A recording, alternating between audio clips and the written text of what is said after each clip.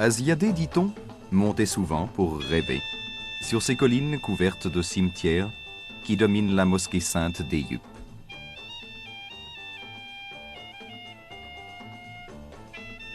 Aujourd'hui, des vols de touristes, aux chemises bariolées, viennent en pèlerinage prendre le thé au café Pierre Loti,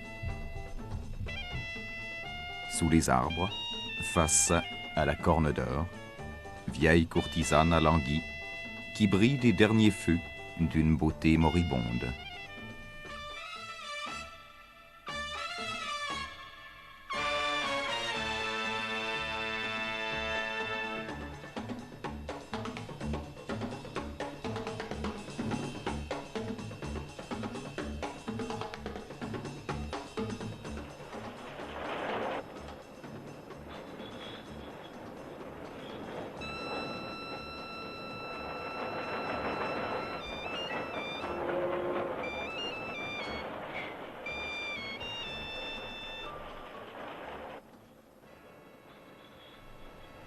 Mais Constantinople est devenue Istanbul, et la Corne d'Or, une mare nauséabonde, bordée d'entrepôts, d'usines, de chantiers.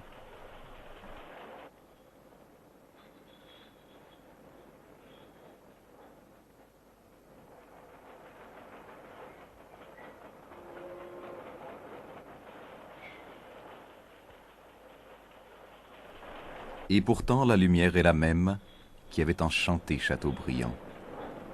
Pourtant, de Fénère-la-Grecque à Galata-la Génoise, la multitude des caïques ravirait encore le cœur de ces anciens voyageurs qui promenaient des châteaux du Rhin aux rives du Bosphore, leur âme inquiète.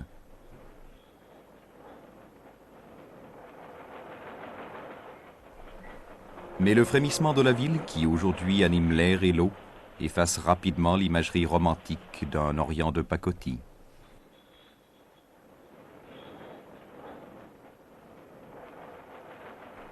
La Corne d'Or et le Bosphore sont devenus les poumons d'une ville d'1,5 million d'habitants qui entendent vivre au rythme de l'Occident. Chaque matin, des centaines de vapeurs relient entre elles les trois parties de la ville.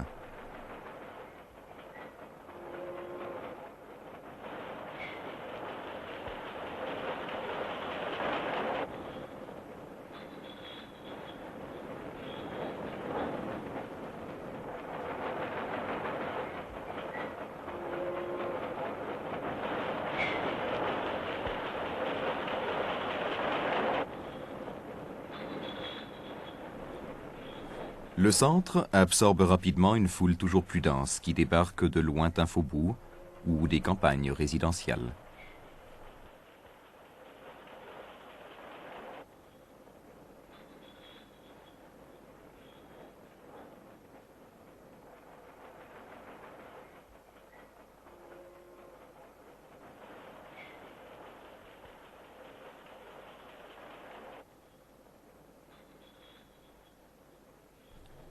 Sans bateau, eh bien sans bateau, Istanbul ne pourrait être. Il n'y aurait plus que 3 agglomérations rivales que sépareraient 2 kilomètres d'eau.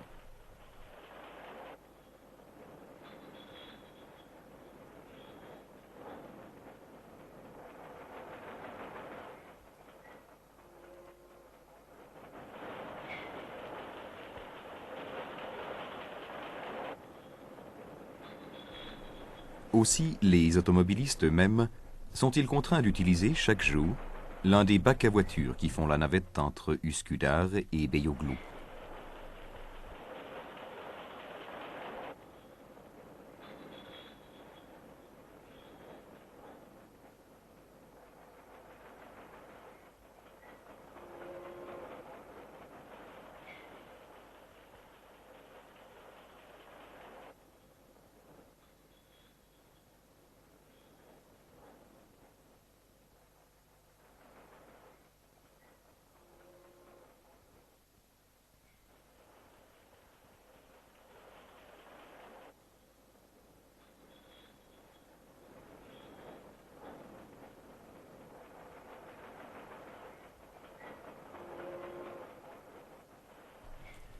Ville d'autrefois, Istanbul se jette avec frénésie sur tout ce que la technique moderne peut offrir de rutilants.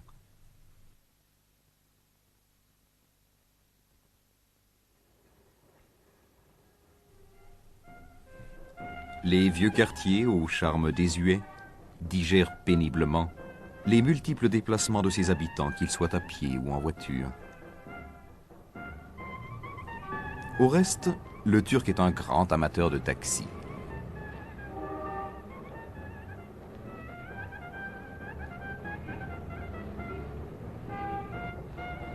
La ville est constellée de stations qui fonctionnent comme des gares de triage. Il est rare en effet que l'on prenne un taxi pour soi tout seul. Le public est accoutumé au dolmus, le taxi collectif.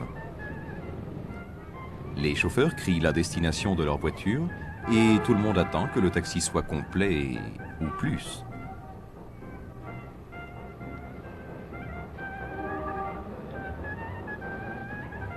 Et chacun, bien sûr, paie sa part.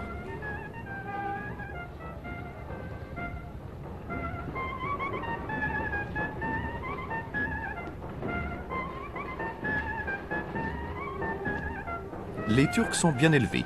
Ils laissent les meilleures places aux dames.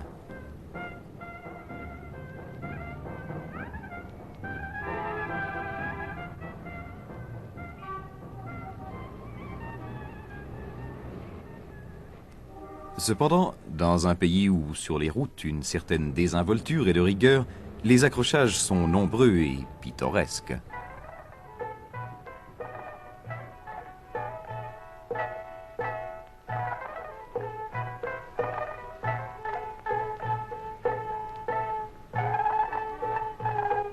Mais oui, Ponce Pilate.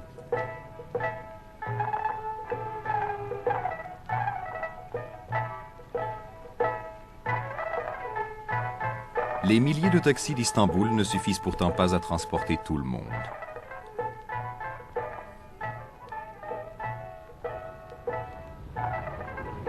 Et alors, d'aucuns se lancent alors dans une périlleuse aventure d'un voyage en tram.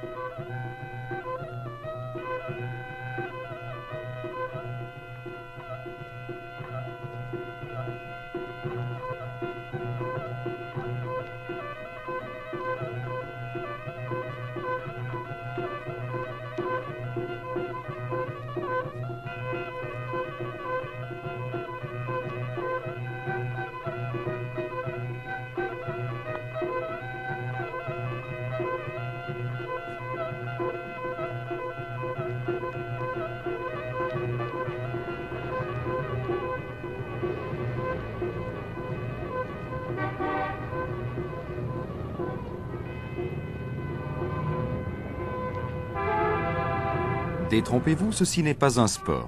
Les petits garçons d'Istanbul sont presque tous de petits hommes. Ils doivent se déplacer souvent parce qu'ils ont une occupation. Ils font des prodiges d'ingéniosité pour découvrir la petite affaire qui leur permettra de gagner quelques sous.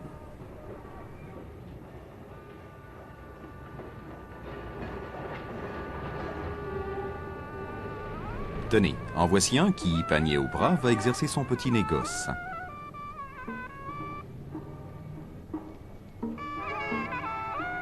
Ils vendent d'ailleurs de tout. Des bonbons pour les autres enfants,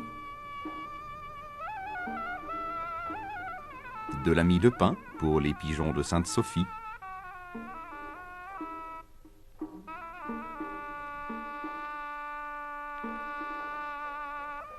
des journaux pour tout le monde, des pains d'épices, des boissons gazeuses ou non, des graines de tournesol, des cacahuètes.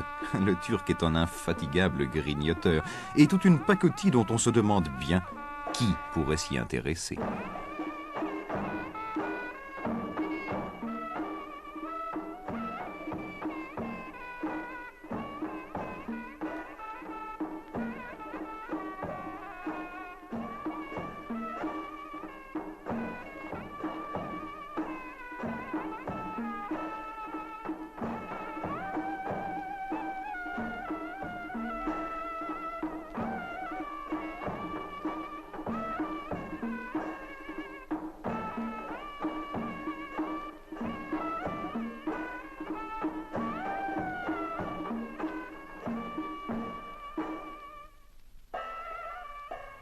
Mais les grands ont aussi leur petit métier. La Thrace fertile a été dépeuplée pour des raisons stratégiques. De l'autre côté du Bosphore, la terre d'Anatolie est l'une des plus ingrates qui soit. Dès lors, la tentation est grande pour tous les paysans de l'intérieur de diriger leur regard vers la grande ville nourricière où le travail procure de l'argent.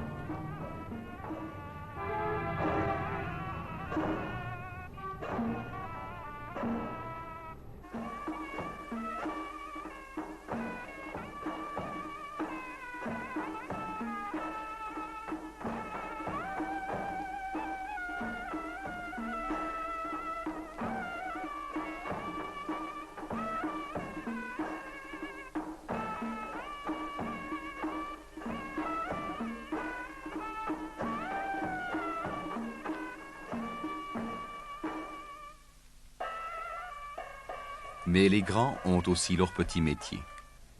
La Thrace fertile a été dépeuplée pour des raisons stratégiques.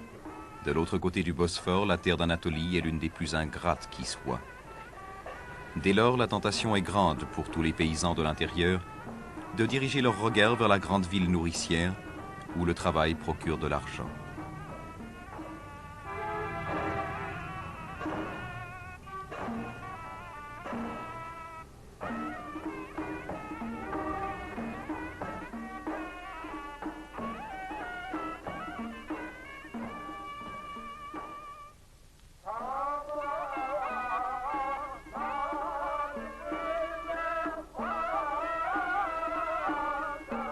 Beaucoup quittent leur village et voici ce qu'ils deviennent, parce que beaucoup d'autres l'ont quitté avant eux.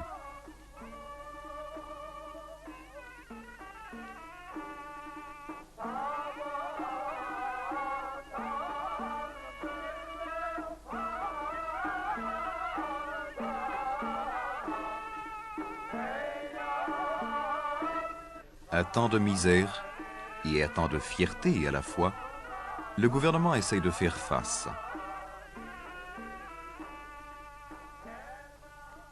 Il détruit les vieilles maisons turques pour construire des immeubles neufs.